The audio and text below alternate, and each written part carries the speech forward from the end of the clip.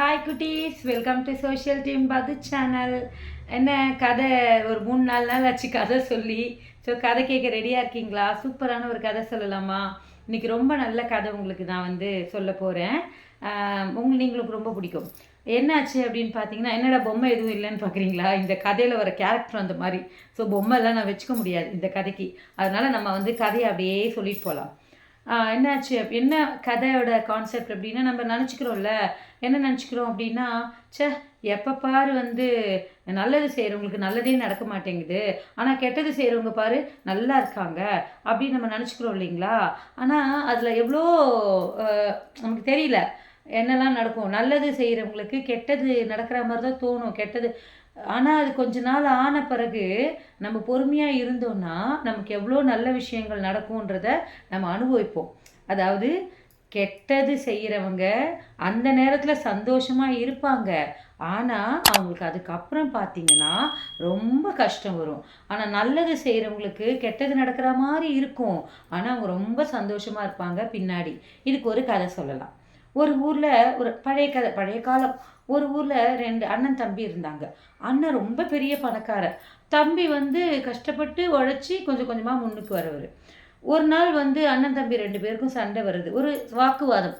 அதில் என்னென்னா, அண்ணன் சொல்கிறாரு, நமக்கு மிஞ்சி தான் எல்லாமே, நம்மளை முதல்ல பார்த்துக்கணும், கஷ்டப்படுறாங்க அப்படி இப்படின்னு சொல்லிட்டு அவங்களுக்குலாம் நம்ம பண்ணிகிட்ருக்க முடியாது அப்படின்னு அண்ணன் சொல்கிறாரு. உடனே தம்பி சொல்கிறா, இல்லைண்ணே அப்படி கிடையாது, நம்ம நமக்கு போக மீதி இருக்கிறத மற்றவங்களுக்குலாம் கொடுக்கலாம், கஷ்டப்படுறவங்களுக்கு நம்ம நல்லது செய்யலாம், நல்லது செஞ்சால் நமக்கு நல்லது தான் நடக்கும் அப்படின்னு தம்பி சொல்கிறாரு. ஆனால் அண்ணன் அக்செப்ட் பண்ணவே இல்லை. சரி வா, நம்ம 2 பேரும் போயிட்டு 4 பேர்கிட்ட கேட்கலாம் அப்படின்னு சொல்லிட்டு போகும்போது வரவங்கிட்டலாம் கேட்குறாங்க, எதுக்கு பார்க்குறவங்கிட்டலாம்.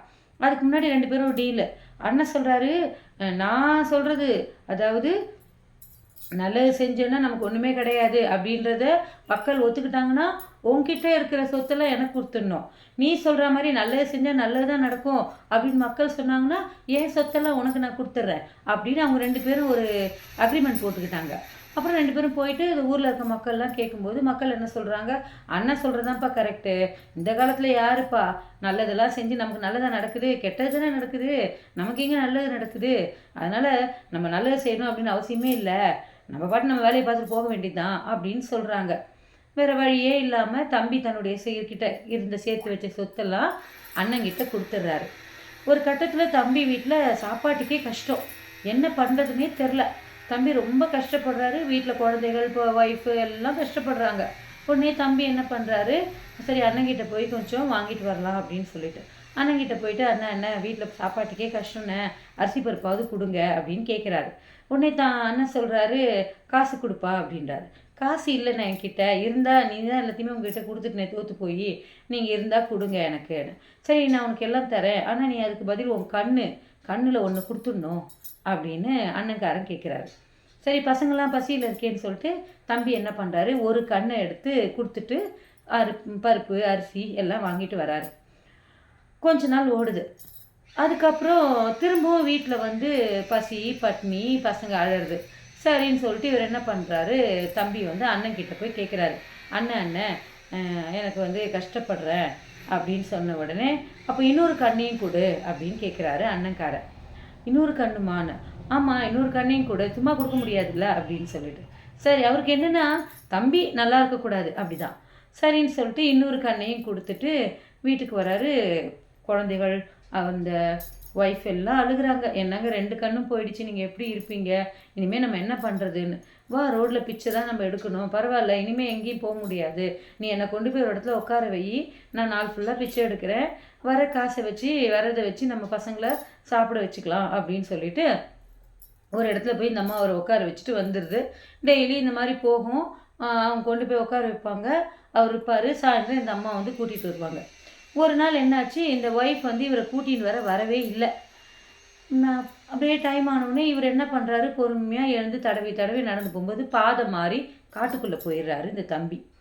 காட்டுக்குள்ளே போனவுடனே தான் அவருக்கு தெரியுது, வித்தியாசமான ஸ்மெல்லு இதெல்லாம் வரவே, நம்ம எங்கேயோ வழி மாறி வந்துட்டோம், நம்ம எங்கேயும் போக வேண்டாம், பேசாமல் இங்கேயே உட்காந்துக்கலான்னு ஒரு மரத்தடியில் உட்கார்றாரு. மரத்தடியில் உட்காந்தம்போது என்ன ஆகுதுன்னா, அந்த மரத்து மேலே 4 பேய். இப்போ தெரியுதா நான் ஏன் பொம்மை எதுவும் வச்சுக்கல, ஏதாவது பொம்மை வச்சுருந்தா கதை சொல்வேன். இன்றைக்கி ஏன் நான் பொம்மை வச்சுக்கலன்னா இந்த கதையில் 4 பேய் வருது. இந்த 4 பேயும் மாதம் அந்த மரத்து மேலே தான் மீட்டிங் போடுவாங்க. மீட்டிங்கில் வந்து அந்த மந்த் ஃபுல்லாக அப்போல்லாம் என்ன யார் யார் எந்தெந்த பேய் என்னென்ன பண்ணிச்சோ அதெல்லாம் கணக்கு தீர்த்துருவாங்க. புதுசாக அடுத்த மாதம் பண்ணுவாங்க. அப்படி பண்ணும்போது 4 பேயும் பேசிக்குது. ஒரு பேய் சொல்லிச்சு, அங்கே ஊரில் ஒரு அண்ணன் தம்பி இருக்கான், நான் அவங்களுக்குள்ள சண்டை மூட்டி விட்டுட்டேன். இன்னொரு பேய் சொல்லிச்சு, அவங்க 2 பேருக்குள்ள தம்பியை வந்து நான் பரம ஏழையாக்கிட்டேன்.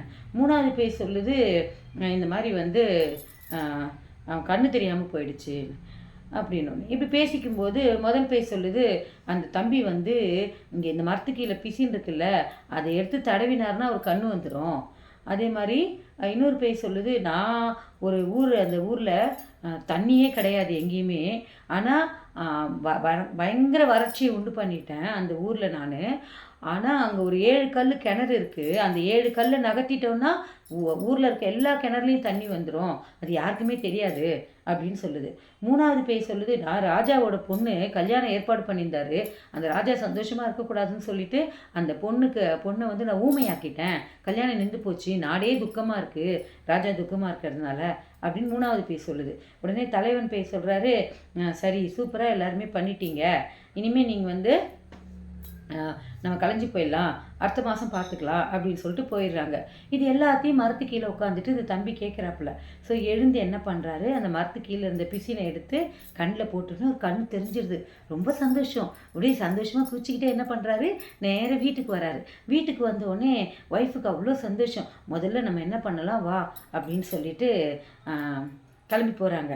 இப்போது அந்த ஊமையாச்சு இல்லையா அந்த ராஜாவோட பொண்ணு, அதுக்கு என்ன ரெமெடி அந்த 4வது பேய் சொல்லிச்சுன்னா, அந்த மரம் இருக்குது பார்த்தீங்களா, உட்காந்து அந்த மரம், அந்த மரத்தோட பட்டையை கொண்டு போய் அரைச்சி சாப்பிட்டா அந்த ஊமை தன்மை போயிடும் அப்படின்றது 4வது பேய் சொல்லிச்சு. அதையும் ஒரு காதில் வாங்கிட்டார். ஸோ ஒய்ஃப் கிட்ட சொல்கிறாரு, வா வா நம்ம முதல்ல ஒரு இடத்துக்கு போகணும் அப்படின்னு சொல்லிட்டு நேராக என்ன பண்ணுறாரு, அந்த இது பண்ணிக்கிட்டு அந்த ஊருக்கு போகிறாரு, தண்ணியே இல்லாத ஊருக்கு. அங்கே போனால் மக்கள் தண்ணி பசி தாகம் அப்படியே கஷ்டப்படுறாங்க. உடனே அந்த கணத்தில் இருக்கக்கூடிய 7 கல்லை நகர்த்துறாரு. நகர்த்தி முடித்த உடனே அந்த ஊரில் இருக்கக்கூடிய ஏரி குளம் எல்லாத்துலேயும் தண்ணி வந்துருச்சு. அப்படி மக்கள் எல்லாரும் இவரை கொண்டாடினாங்க, சந்தோஷம் இவருக்கு. அப்புறம் என்ன பண்ணுறாரு, எனக்கு வேற ஒரு முக்கியமான வேலை இருக்குது அப்படின்னு சொல்லிட்டு அவர் நேராக என்ன பண்ணுறாரு, இதுக்கு போகிறாரு, ராஜா வீட்டுக்கு போகிறாரு.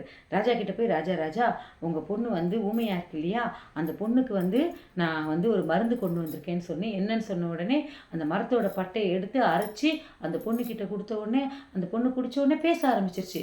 ராஜாவுக்கு ரொம்ப சந்தோஷம்.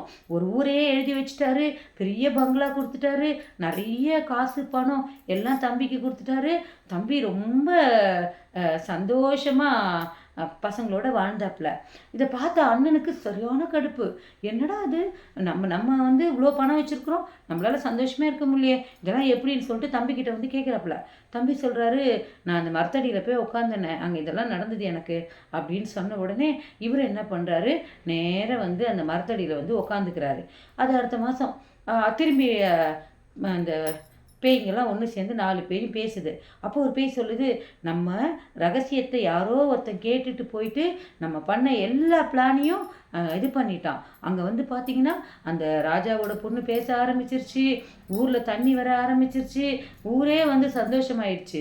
இதுக்கெல்லாம் எவன் காரணம்னு தெரியல அப்படின்னு சொல்லிட்டு இது என்ன பண்ணால் தீரும், இருங்க பார்க்கலாம் அப்படின்னு சொல்லிட்டு யாரோ நம்மள பேசுறதை ஒட்டு கேட்குறாங்க அப்படின்னு 4 பேயும் கீழே இறங்கி வந்தால் அண்ணன்காரன் கீழே உட்காந்துட்டு இருக்காப்புல.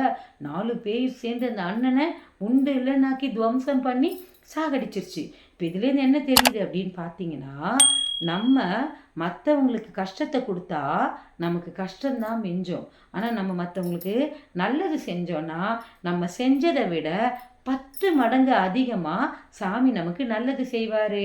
ஸோ இதுதான் இன்னைக்கு கதையோடைய பெரிய மெசேஜ். என்னன்னா, நம்ம மற்றவங்களுக்கு நல்லது தான் செய்யணும், அப்போ தான் நமக்கு கடவுள் நல்லது செய்வார். கதை பிடிச்சிருக்கா குழந்தைகளே? நாளைக்கு வேறு கதை பார்க்கலாம். பாய் ஃப்ரெண்ட்ஸ், பாய் குட்டீஸ். நம்ம சேனலை சப்ஸ்கிரைப் பண்ணி லைக் பண்ணுங்கள். பாய்.